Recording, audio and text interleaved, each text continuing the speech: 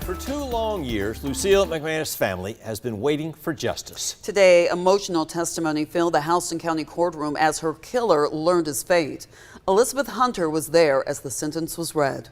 She was my best friend, and even though I'm an adult with children of my own now, I still deeply need her here. Justice may be served, but for the ones left behind, it doesn't feel like a victory. I can't tell her how sorry I am and how selfish I feel for not eating Thanksgiving lunch with her the day before she was brutally beaten and abused to death. 57-year-old Brian McManus will spend the rest of his life behind bars. On November 24th of 2023, my beautiful, kind, and loving me mom was ripped away from my family very brutally by a selfish, cold-blooded monster. McManus, who was a former police officer in London, married Lucille to receive green card status. When she threatened to tell police their marriage was a sham, prosecutors said Brian planned her murder. It involved clear premeditation with a plan to commit the murder, cover up the murder, and then get out of town, get away with the murder. Brian tried to stage his wife's death as a suicide, but last week, jurors found him guilty of malice murder. District Attorney Eric Edwards says 27 witnesses took the stand and 300 pieces of evidence were presented. Both in terms of number of witnesses and pieces of evidence presented, both were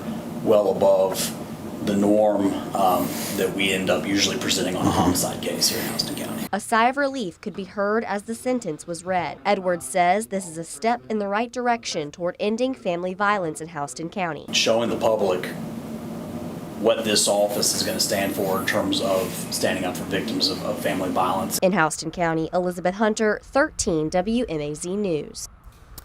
Edwards also said this case brought an unprecedented level of community support, with dozens of people attending every day of the trial. If you or someone you know is experiencing domestic violence, there are resources here in Central Georgia.